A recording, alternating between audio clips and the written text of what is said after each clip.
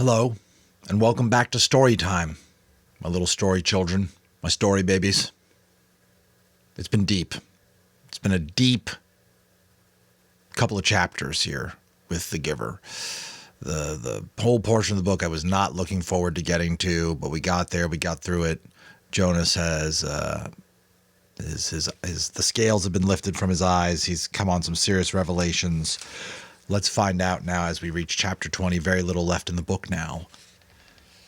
What will Jonas do with the newfound revelations of how things really work inside this community? Chapter 20. Let's go. I won't go home. You can't make me. Jonas sobbed and shouted and pounded the bed with his fists. Sit up, Jonas, the Giver told him firmly. Jonas obeyed him. Weeping, shuddering, he sat on the edge of the bed. He would not look at the Giver. You may stay here tonight. I want to talk to you, but you must be quiet now while I notify your family unit. No one must hear you cry.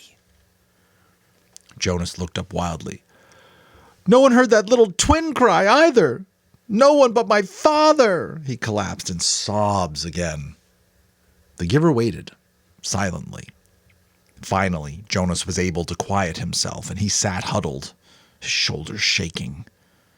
The Giver went to the wall speaker and clicked the switch on. Yes, receiver. How may I help you? Notify the new receiver's family unit that he will be staying with me tonight for additional training. I will take care of that, sir. Thank you for your instructions, the voice said.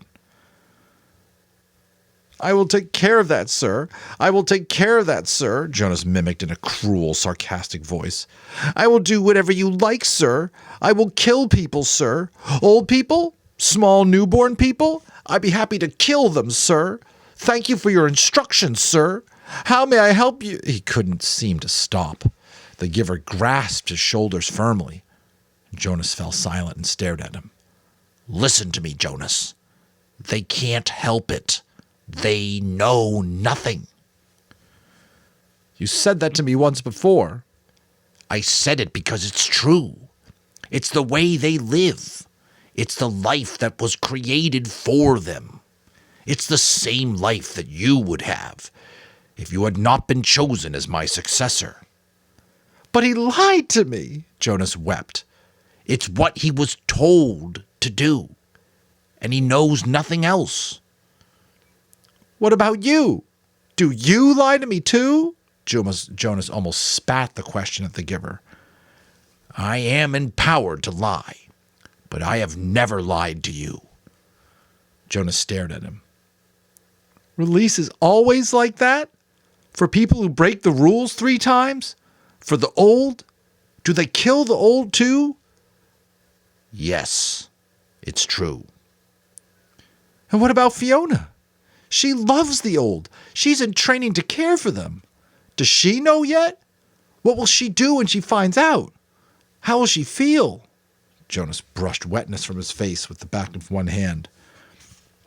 Fiona is already being trained in the fine art of release, the Giver told him. She's very efficient at her work, your red-haired friend. Feelings are not part of the life she's learned. Jonas wrapped his arms around himself and rocked his own body back and forth. What should I do? I can't go back. I can't. The Giver stood up. First, I will order our evening meal. Then we will eat. Jonas found himself using the nasty, sarcastic voice again. Then we'll have a sharing of feelings? The Giver gave a rueful, anguished, empty laugh. Jonas, you and I are the only ones who have feelings. We've been sharing them now for almost a year. I'm sorry, Giver, Jonas said miserably. I don't mean to be so hateful. Not to you. The Giver rubbed Jonas's hunched shoulders. And after we eat, he went on, we'll make a plan. Jonas looked up, puzzled. A plan for what? There's nothing. There's nothing we can do. It's always been this way. Before me, before you, before the ones who came before you. Back and back and back. His voice trailed the familiar phrase. Jonas, the giver said after a moment, it's true that it has been this way for what seems forever. But the memories tell us that it has not always been. People felt things once. You and I have been part of that. So we know. We know that they once felt things like pride and sorrow and love, Jonas added, remembering the family scene that had so affected him. And pain. He thought again of the soldier. The worst part of holding the memories is not the pain. It's the loneliness of it. Memories need to be shared. I've started to share them with you, Jonas said, trying to cheer him up. That's true. And having you here with me over the past year has made me realize that things must change. For years I've felt they should, but it seemed so hopeless. Now, for the first time, I think there might be a way, the giver said slowly. And you brought it to my attention. Barely. He glanced at the clock. 2 hours ago. Jonas watched him and listened. It was late at night now. They had talked and talked. Jonas sat wrapped in a robe belonging to the giver, the long robe that only elders wore. I wish I could picture it. Is it comfy? Must be comfy. Is it fashionable? It was possible, what they had planned. Barely possible. If it failed, they would very likely be killed. But what did that matter? If he stayed, his life was no longer worth living.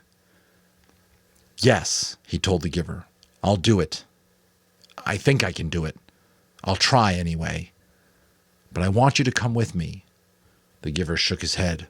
Jonas, he said, the community has depended all these generations back and back and back on a resident receiver to hold their memories for them. I've turned over many of them to you in the past year, and I can't take them back. There's no way for me to get them back if I had given them. So, if you escape, once you are gone, and Jonas, you know that you can never return. Jonas nodded solemnly. It was the terrifying part. Yes, he said, I know. But if you come with me, the giver shook his head and made a gesture to silence him. He continued, if you get away, if you get beyond, if you get to elsewhere, it will mean that the community has to bear the burden themselves of the memories you've been holding for them. I think that they can, and that they will acquire some wisdom, but it will be desperately hard for them. When we lost Rosemary 10 years ago, and her memories returned to the people, they panicked. And those were such few memories compared to yours. When your memories return, they'll need help. Remembering how I helped you in the beginning, when the receiving of memories was new to you? Jonas nodded. It was very scary at first, and it hurt a lot. You needed me then, and now they will. It's no use. They'll find someone to take my place. They'll choose a new receiver. There's no one ready for training, not right away. Oh, they'll speed up the selection, of course. But I can't think of another child who has the right qualities. There's a little female with pale eyes, but she's only a 6. That's correct. I know the one you mean. Her name is Catherine. But she's too young, so they will be forced to bear those memories. I want you to come, Giver, Jonas pleaded. No, I have to stay here, the Giver said firmly. I want to, Jonas. If I go with you, and together we take away all their protection from the memories, Jonas, the community will be left with no one to help them. They'll be thrown into chaos. They'll destroy themselves. I can't go. Giver, Jonas suggested, you and I don't need to care about the rest of them. The giver looked at him with a questioning smile. Jonas hung his head. Of course they needed to care. It was the meaning of everything. And in any case, Jonas, the giver sighed, I wouldn't make it. I'm very weakened now. Do you know that I no longer see colors? Jonas's heart broke. He reached for the giver's hands. You have the colors, the giver told him, and you have the courage. I will help you to have the strength. A year ago, Jonas reminded him, when I had just become a 12, when I began to see the first color, you told me that the beginning had been different for you, but that I wouldn't understand. The giver brightened. That's true. And do you know, Jonas, that with all your knowledge now, with all your memories, with all you've learned, still you won't understand? Because I've been a little selfish. I haven't given any of it to you. I wanted to keep it for myself to the last. Keep what? When I was just a boy, younger than you, it began to come to me. It wasn't the seeing beyond for me. It was different. For me, it was hearing beyond. Jonas frowned, trying to figure that out. What did you hear? Music, the giver said, smiling. I began to hear something truly remarkable, and it is called music. I'll give you some before I go. Jonas shook his head empathetically. No, giver, he said. I want you to keep that, to have that with you when I'm gone. I mean, obviously got to pause the beat there. That's page 157. Not even knowing music. And just really great how Lois Lowry has just matter-of-factly sprinkled these in. These little revelations of, yeah, they don't even know about that. They don't know about love. They don't know about color. They don't know about music, because all of these things, like, emote feelings. And that's what you're really finding out is like what this community has been at war against for generations, it seems, is removing feelings from and all the things that impart feelings or are impacted by feelings or whatever. Crazy. A world without music. Jonas, to this moment, doesn't even know what that is. Talk about things we take for granted. Jonas went home the next morning, cheerfully greeted his parents, and lied easily about what a busy, pleasant night he had had. His father smiled and lied easily, too, about his busy and pleasant day the day before. Throughout the school day, as he did his lessons, Jonas went over the plan in his head. It seemed startlingly simple. Jonas and the giver had gone over it, late into the night hours. For the next 2 weeks, as time for the December ceremony approached, the giver would transfer every memory of courage and strength that he could to Jonas. Cool. He would keep those to help him find the elsewhere that they were both sure existed. They knew it would be a very difficult journey. Then, in the middle of the night, before the ceremony, Jonas would secretly leave his dwelling. This was probably the most dangerous part, because it was a violation of a major rule for any citizen not on official business to leave a dwelling at night. Curfew, universal. I'll leave at midnight, Jonas said. The food collectors will be finished picking up the evening meal remains by then, and the path maintenance crews don't start their work that early, so there won't be anyone to see me. Unless, of course, someone is out on emergency business. I don't know what you should do if you are seen, Jonas, the giver said. I have no memories, of course, of Oh, I have memories, of course, of all kinds of escapes. People fleeing from terrible things throughout history. But every situation is individual. There is no memory of one like this. As receiver in training, you're held in very high respect already, so I think you wouldn't be questioned very forcefully. I just say I was on some important errand for the Oh. I'd be careful, Jonas. I'll be careful, Jonas said. No one will see me. I got that part. This is the giver actually talking, not Jonas.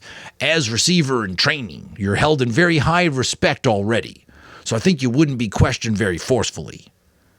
I'd just say I was on some important errand for the receiver. I'd say it was all your fault that I was out after hours, Jonas teased. They both laughed, a little nervously. But Jonas was certain that he could slip away. He was certain that he could slip away, unseen from his house, carrying an extra set of clothing. Silently, he would take his bicycle to the riverbank and leave it there hidden in the bushes with the clothing folded beside it. Then he would make his way through the darkness, on foot silently, to the annex. There's no nighttime attendant, the giver explained. I'll leave the door unlocked. You simply slip into the room. I'll be waiting for you. His parents would discover when they woke that he was gone. They would also find a cheerful note from Jonas on his bed telling him that he was going for an early morning ride along the river, that he would be back for the ceremony. His parents would be irritated, but not alarmed. They would think him inconsiderate, and they would plan to chastise him later. They would wait, with mounting anger for him. Finally, they'd be forced to go, taking Lily to the ceremony without him. They wouldn't say anything to anyone, though, Jonas said, quite certain. They wouldn't call attention to my rudeness because it would reflect on their parenting, and anyways, everyone is so involved in the ceremony that they probably wouldn't notice that I'm not there. Now that I'm a 12 in training, I don't have to sit with my age group anymore, so Asher will think I'm with my parents or with you, and your parents will assume you're with Asher or with me. Jonas shrugged. It'll take everyone a while to realize that I'm not there at all. And you and I will be on our way by then. In the early morning, the giver would order a vehicle and driver from the speaker. He visited the other communities frequently, meeting with their elders. His responsibility extended over all the surrounding areas, so this would not be an unusual undertaking. So now we just got, finally, some revelation. There are multiple communities, and it seems to be there's maybe only one receiver of memory, at least for multiple communities, if not all the communities. Ordinarily, the giver did not attend the December ceremony. Last year, he had been present because of the occasion of Jonas's selection, in which he was so involved. But his life was usually quite separate from that of the community. No one would comment on his absence or on the fact that he had chosen this day to be away. When the driver and vehicle arrived, the giver would send the driver on some brief errand. During his absence, the giver would help Jonas hide in the storage area of the vehicle. He would have him in a bundle of food, which the giver would save from his own meals during the next 2 weeks. The ceremony would begin, and with all the community there, and by then, Jonas and the giver would be on their way. By midday, Jonas's absence would become apparent, and it would be a cause for serious concern. The ceremony would not be disrupted. Such disruption would be unthinkable. But searchers would be sent out into the community. By the time his bicycle and clothing were found, the giver would be returning. Jonas by then would be on his own, making his journey elsewhere. Elsewhere being capitalized.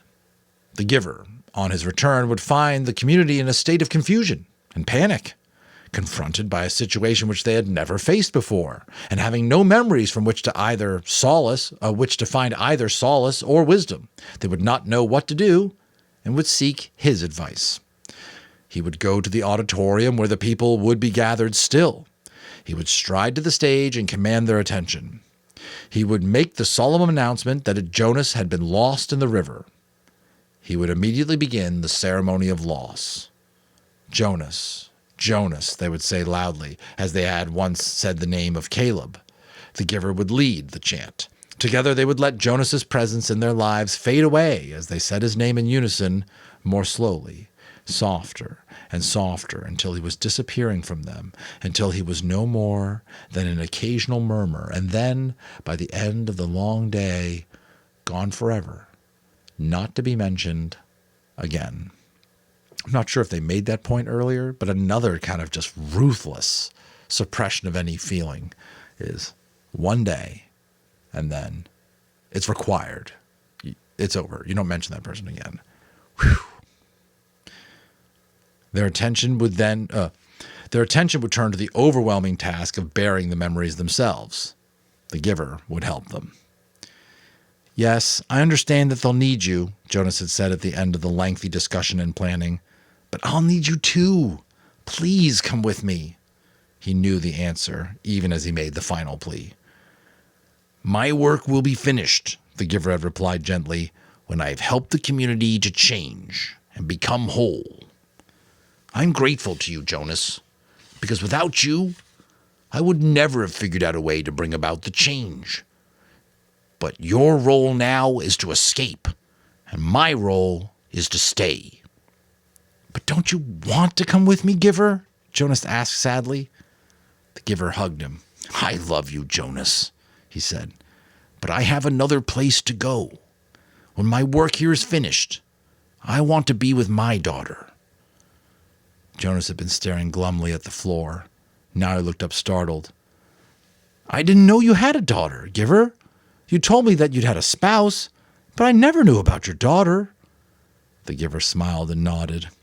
For the first time in their long months together, Jonas saw him look truly happy. Her name was Rosemary, the giver said. What? I mean, it's been a little while since you heard the last chapter. That was the name of the previous receiver. It was his daughter. Holy smokes. Revelations after revelations hitting us, folks. We're going to cut it there. It looks like maybe one more chapter, two more. Next one is chapter 21. It looks like there's a chapter 23. And then that'll be it. So just a few more here. Maybe we can get a couple more in a longer session. Appreciate everybody's patience and support as we are rounding the corner on 5,000 subscribers. It's just amazing, breathtaking to me. I appreciate all the support. And stay with me, and we'll have another fresh installment of this story coming your way soon. And as always, we'll see you on the next one.